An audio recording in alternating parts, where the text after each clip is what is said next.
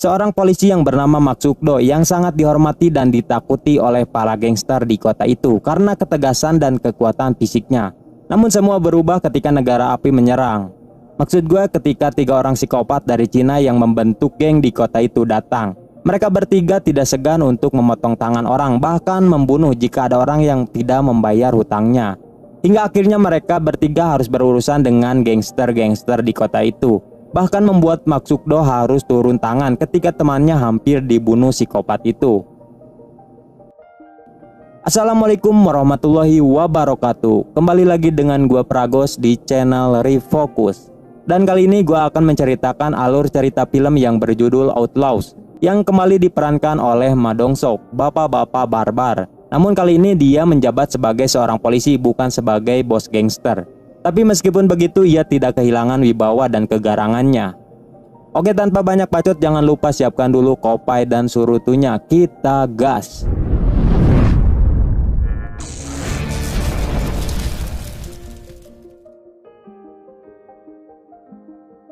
Film ini diawali dengan diperlihatkannya 2 anggota gangster yang sedang baku hantam di pasar. Terlihat pertarungan itu semakin memanas dan bahkan anggota kepolisian di sana tidak berani menghentikan mereka berdua. Namun untungnya datang seorang pria bernama Mak Sukdo yang dengan santuinya menghentikan pertarungan itu.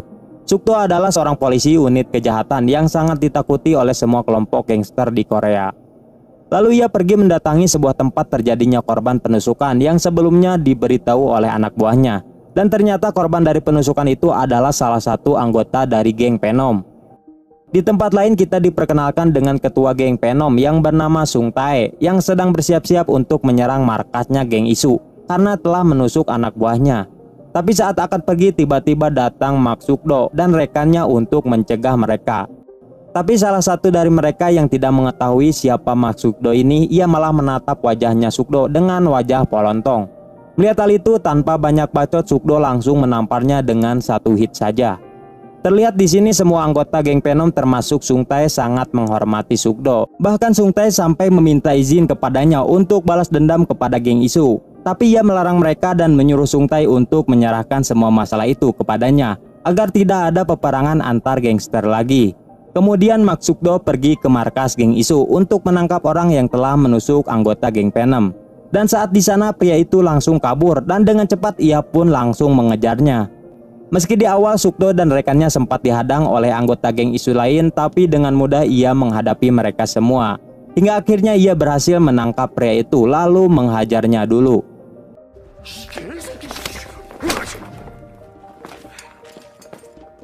Setelah itu kita diperkenalkan lagi dengan kelompok gangster bernama Black Dragon yang berasal dari Cina. Mereka adalah Yang Tae, si botak Wisong, dan pemimpinnya yang bernama Jiang Chen.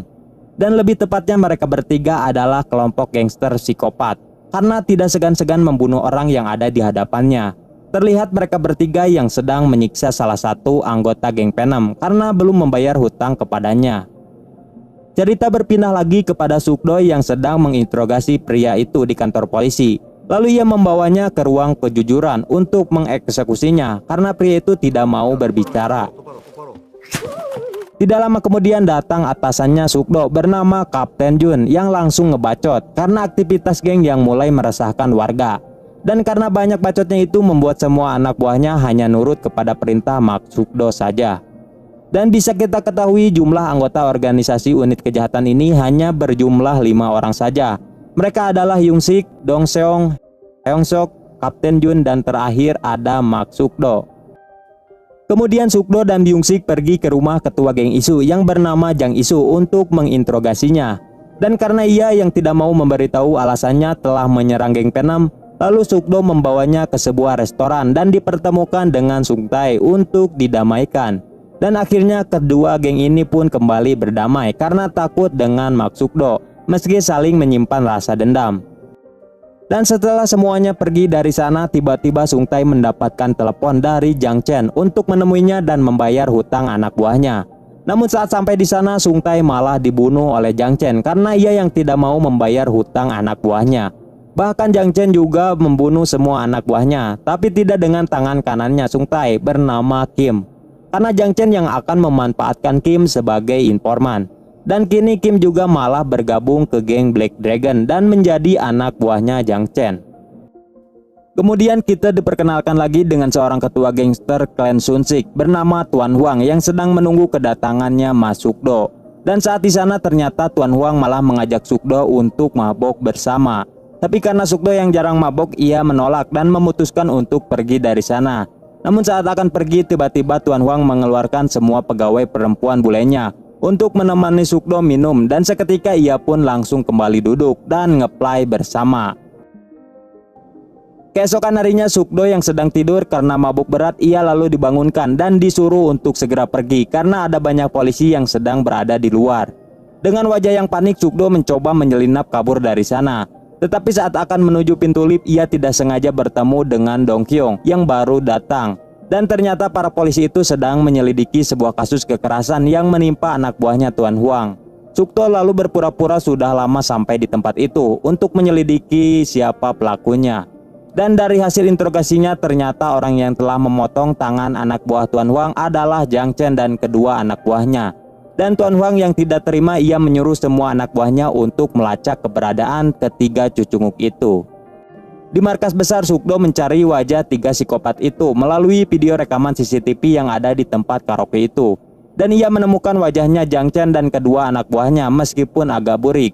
Setelah sedikit melihat wajah mereka, kemudian Sukdo dan Byung Sik pergi menemui intel kepercayaannya untuk melacak keberadaan Jang Chen. Dan untungnya intel kepercayaannya itu memiliki banyak informasi tentang Jang Chen. Bahkan Sukdo juga baru mengetahui dari mereka tentang Sung Tae yang sudah tewas oleh Jang Chen. Tidak lama kemudian Dong Kyun menelpon dan memberitahunya untuk segera datang ke lokasi tempat ditemukannya mayat seseorang, yang ternyata itu adalah mayatnya Sung Tae yang sudah dimutilasi oleh Jang Chen. Saat sudah di lokasi, Sukdo menyuruh kepolisian untuk mencari sebagian tubuh Sung Tae yang belum ditemukan. Hingga akhirnya mereka semua berhasil menemukannya yang ada di mobil truk sampah. Dan Sukdo baru menyadari tiga orang ini memang berbahaya. Cerita berpindah kepada Jang Chen dan anak buahnya yang sedang membuat kerusuhan di tempat judi milik geng Iso. Di sana mereka ingin bertemu dengan Jang Iso untuk mengambil alih bisnisnya. Bersamaan dengan itu, Jang Iso yang sudah diberitahu oleh anak buahnya dengan cepat ia pergi ke sana untuk menghajarnya karena telah berani membuat kerusuhan di wilayah kekuasaannya. Dan saat sampai di sana, Kim menyuruh Jang Iso untuk pergi masuk sendiri dan berdiskusi dengan Jang Chen. Saat mereka berdua sedang adu bacot, ternyata semua anak buah Jang Iso yang menunggu di luar sudah dibantai oleh anak buahnya Jang Chen. Karena tidak ada pilihan lain, ia terpaksa memberikan bisnisnya itu dan pergi dari sana. Dan ternyata geng Black Dragon juga sudah berani membuat kerusuhan dengan mengambil alih bisnis milik gangster lain. Dan karena kejadian itu, kini Black Dragon diburu oleh polisi dan semua gangster yang ada di sana. Kemudian mereka bersembunyi dan bersantuy di tempat bar miliknya Kim. Dan di sana Jang Chen juga berbuat ulah dengan memperkosa istrinya Kim saat semuanya sudah pergi. Dan Kim yang ada di sana hanya bisa diam karena takut oleh Jang Chen. Malam harinya Sukdo dan rekannya yang sedang makan di sebuah restoran tidak sengaja melihat Jang Chen dan kedua sahabatnya yang sedang di sana. Melihat hal itu, ia membuat strategi dadakan untuk menangkap mereka. Tapi ternyata si Jang Chen pun juga mengenali Sukdo adalah kepolisian yang akan menangkapnya. Lalu Jang Chen berpura-pura pergi ke toilet untuk menghindari Sukdo. Lalu Sukdo menyuruh Hyung Suk untuk mengikuti dan mengawasinya. Sedangkan Byung Sik mengunci semua pintu restoran agar mereka tidak bisa keluar dari sana. Dan Hyung Suk yang sedang mengawasinya tiba-tiba wajahnya disiram dengan minyak panas dan seketika terjadi kerusuhan yang membuat tiga orang itu memanfaatkan situasi dan kabur dari sana. Meski sudah mengejar mereka, namun Sukdo gagal menangkapnya dan kehilangan jejak karena Jang Chen yang kabur ke pasar malam. Bersamaan dengan itu, Kim yang sedang menyiksa istrinya karena mau wik-wik dengan Jang Chen digerebek oleh Tuan Huang dan anak buahnya yang langsung menangkap dan menginterogasinya. Kemudian Tuan Huang menyuruh Kim untuk memberitahu keberadaan Jang Chen sekarang karena dia duluan yang akan menangkapnya sebelum polisi. Setelah terus dilalap-lalap, akhirnya Kim meminta kesempatan agar dia sendiri yang akan membunuh Jang Chen karena dia juga punya dendam tentang istrinya yang diajak wik-wik oleh Jang Chen. Keesokan harinya Gang Isu menyerang wilayah kekuasaan yang sebelumnya sudah diambil alih oleh Jang Chen untuk merebut kembali tempat itu. Dan karena penyerangan itu, Wisong dan Yang Tae turun tangan dan mencari Jang Isu untuk membunuhnya. Tetapi ternyata penyerangan itu adalah sebuah jebakan agar Jiang Chen dan temannya mau keluar dari tempat persembunyiannya. Dan saat di dalam gang tiba-tiba datang Jang Iso dan segerombol anak buahnya langsung mengepung mereka. Dan mereka pun langsung baku hantam di sana. Tidak lama kemudian datang Sukdo dan rekannya yang menyuruh Jang Iso dan anak buahnya itu untuk pergi saja karena ia yang akan menangkap mereka. Sukdo pun langsung baku hantam melawan Wisong.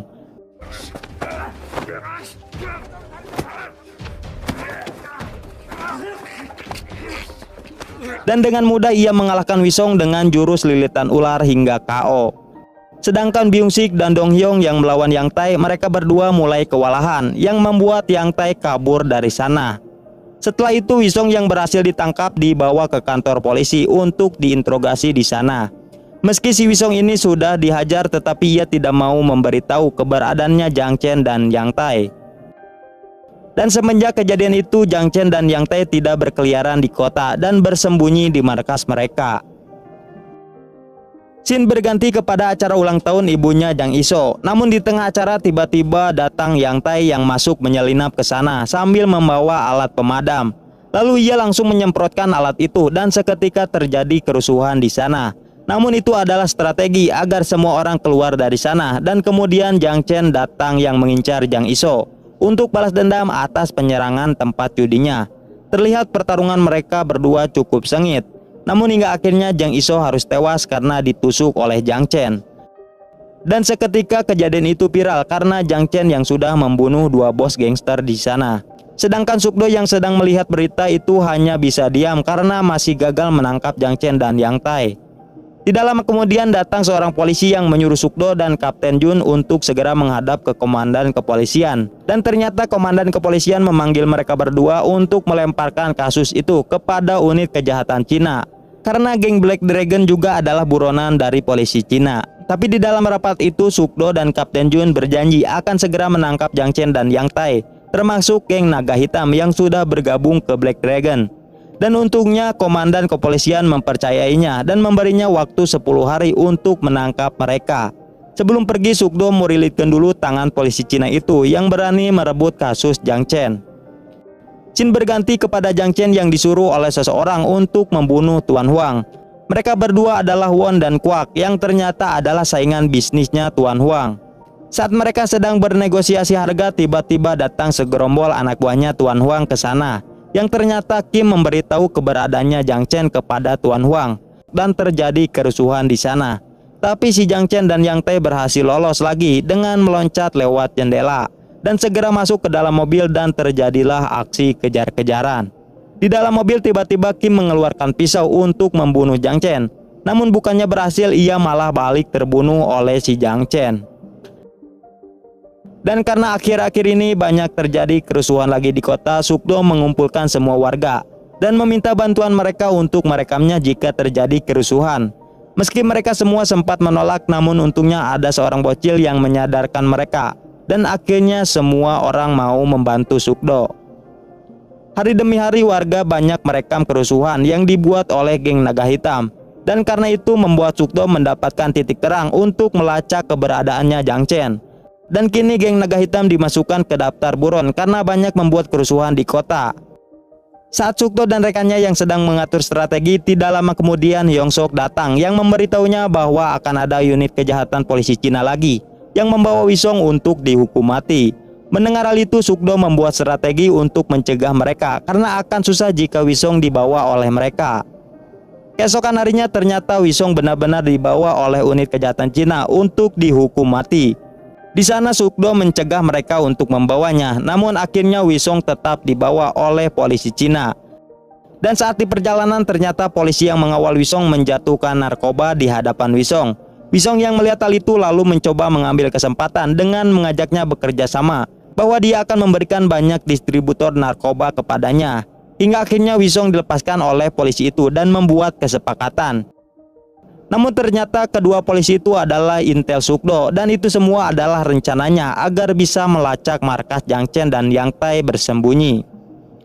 Malam harinya Wisong yang sudah sampai di markas, tiba-tiba Jiang Chen langsung mengajarnya dan hampir saja membunuhnya. Karena ia yang curiga kepada Wisong, dengan mudahnya ia dibebaskan oleh kepolisian. Namun saat Wisong memperlihatkan narkoba dan alasannya ia dilepaskan, akhirnya si Jiang Chen sedikit mempercayainya. Di tempat lain, Sukdo yang sedang memberi arahan kepada pasukannya, tiba-tiba Wisong menelpon polisi intel dan mengajaknya bertemu untuk membuat kesepakatan lagi. Singkat cerita, Sukdo dan pasukannya datang lebih awal ke tempat mereka akan bertemu. Dan di sana juga pasukan Sukdong menangkap terlebih dahulu geng naga hitam yang sebelumnya sudah bergabung kepada Jiang Chen. Tidak lama kemudian Wisong dan anggotanya datang ke sana, tapi tidak dengan Jiang Chen yang ternyata ia pergi ke tempatnya Tuan Huang untuk membunuhnya. Dan semua itu adalah strategi Jiang Chen yang tidak sepenuhnya percaya kepada dua intel polisi itu. Sedangkan Wisong kembali tertangkap dan Sukdo masih gagal menangkap Jiang Chen. Di tempat lain, Jiang Chen yang sudah sampai di markasnya Tuan Huang tanpa banyak bacot, ia langsung menyerang mereka dan terjadilah baku hantam di sana. Sedangkan Tuan Huang yang diincar oleh Jiang Chen, ia langsung kabur dari sana dan terjadilah aksi kejar-kejaran. Hingga akhirnya Tuan Huang tertangkap oleh Jiang Chen dan ditusuk tubuhnya di pinggir jalan. Namun untungnya Tuan Huang masih selamat karena ia yang memakai rompi anti peluru. Dan kejadian itu disaksikan oleh warga termasuk Yongsok yang tidak sengaja melihatnya. Kemudian ia mengikuti Jiang Chen secara diam-diam. Di sana ia menelpon Sukdo dan memberitahu lokasi markasnya Jiang Chen. Dan Jiang Chen yang panik membawa semua barang-barangnya untuk pergi dari sana. Yongsok yang bersembunyi di sana memberanikan diri untuk mencegah mereka sendiri. Jiang Chen yang melihat hal itu mencoba langsung menabraknya. Namun untungnya Sukdo segera datang dan menabrakkan mobilnya. Dan terjadilah baku hantam duo versus duo.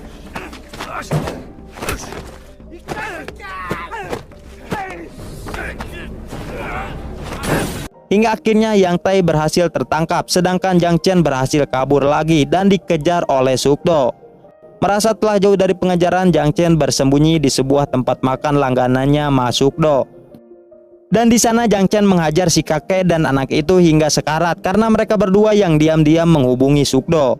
Dan Sukdo yang sudah sampai, ia melihat mereka berdua yang sedang sekarat dan segera menelpon ambulans.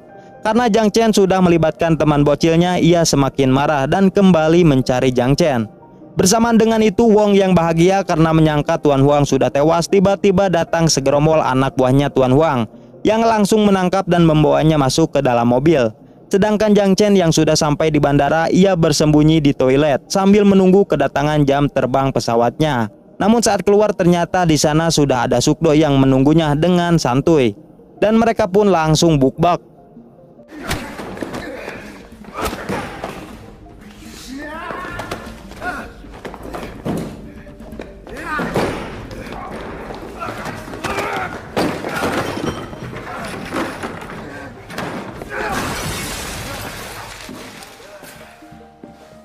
Terlihat dalam pertarungan itu Sukdo lebih unggul, bahkan ia sampai mematahkan semua tangan Jiang Chen hingga gogorokan dan menyiksanya. Aku pun puas melihatnya. Hingga akhirnya Sukdo berhasil memborgolnya dan menghajarnya lagi dengan satu pukulan. Tidak lama kemudian polisi pun datang ke sana dan menangkap Jiang Chen yang sudah diborgol di toilet. Sedangkan Tuan Huang yang sudah berhasil menangkap Won membawanya ke suatu tempat untuk mengeksekusinya. Ending yang mantap sekali. Dan karena berhasil menyelesaikan kasus itu membuat Kapten Jun diberikan penghargaan dan jabatan. Padahal tanpa Sukdo semua itu tidak akan berhasil. Namun ia tidak mempermasalahkan hal itu dan ia memilih membawa temannya ke restoran untuk mentraktirnya makan. Tapi tidak lama kemudian ada kepolisian yang menyusulnya dan memberitahu bahwa komisaris memanggilnya. Ia pun tersenyum lebar. Dan film pun selesai. Mungkin komisaris tahu siapa dalang dibalik keberhasilan kasus itu. Mantap.